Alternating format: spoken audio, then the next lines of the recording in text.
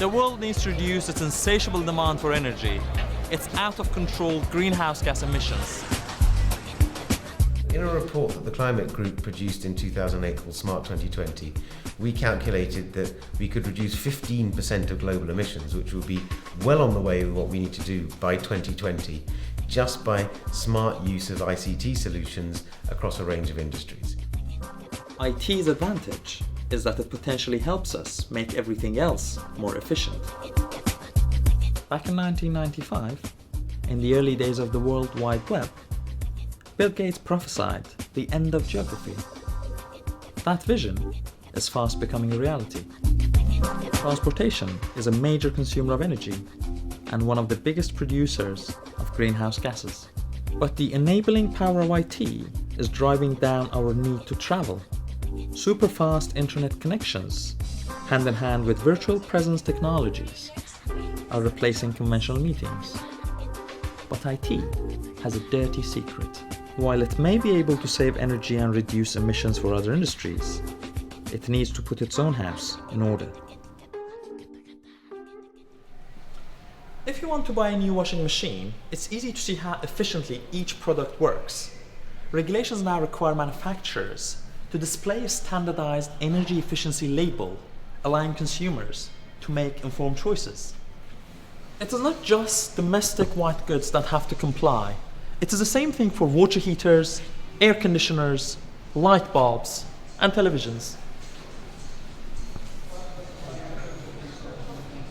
But one major product category is missing from the scheme: computers. Many of us run them 24 hours a day, 365 days a year. But energy efficiency doesn't seem to feature in our buying decisions. We've changed the law and our behavior to drive down the old 100-watt light bulb to just 20.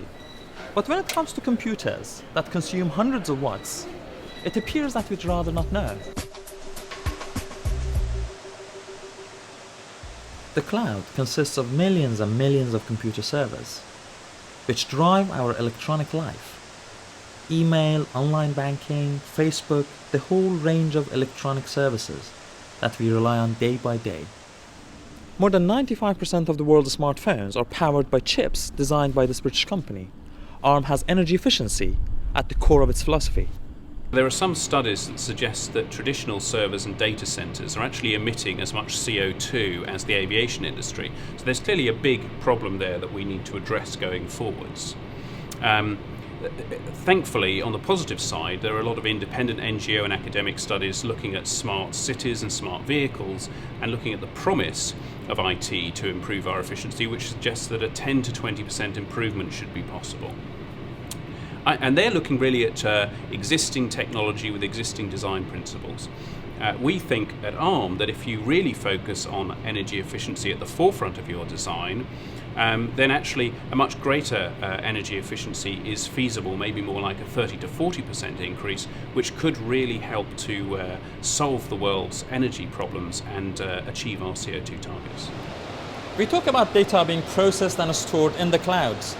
Clouds are light and insubstantial, but the computing cloud is hard. It has moving parts, it's made of silicon and metal, and when it comes to energy, it has a voracious appetite. The cloud's a nice idea, but it's implemented in data centers like this, enormous power-hungry computing factories. It may not look like much, but it's full of tens of thousands of servers.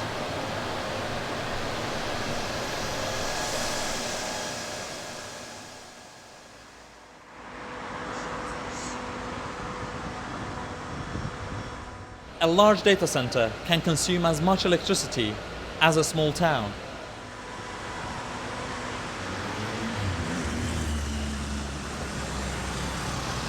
So the question is not inventing something new, it's not finding a new magic bullet that will solve the problem, it's deploying what we know already. At the heart of that in the short term is energy efficiency, making more from less. And we know if we look at the differences in energy efficiency between countries around the world, in their car use, in their building design, building management, in the way people live their daily lives, there are huge differences between the most and the least efficient. And so just bringing everybody up to the best that's already in place would make a huge dent in emissions. In fact, would be enough to bring emissions down. Most computer servers are underused most of the time, leading to the kind of waste we see on the roads, where cars with capacity for 5 or more passengers drive around with most seats empty. Let's talk about efficiency per passenger journey. In the case of this SUV, CO2 emissions are at 250 grams per kilometer. Now imagine driving this on your own. Compare that with filling up this hybrid car with 4 passengers, where CO2 emissions are only 85 grams per kilometer. The computing equivalent of this process is called virtualization, the main method that has been used to make servers more efficient. But can the server itself be made more efficient? That's exactly what another British company, Softian, has come up with.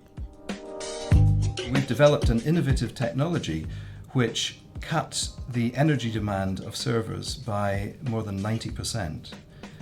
This is based on some of the technologies which have been developed for the world of mobility, where all of us have wanted to carry devices that have long battery lives. That technology has not really fed back into the world of enterprise computing up to this point. We're trying to close the gap by bringing some of these innovations, plus some new ones of our own, into the area of enterprise computing. And if you consider the amazing amount of energy which is consumed by IT, cutting the core server energy demands by more than 90% doesn't just save operators money, but it can have a significant impact on the planet as well.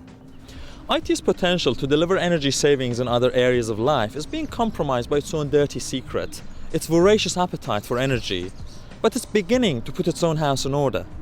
IT industry's inefficiency can only be put right by none other than IT innovation.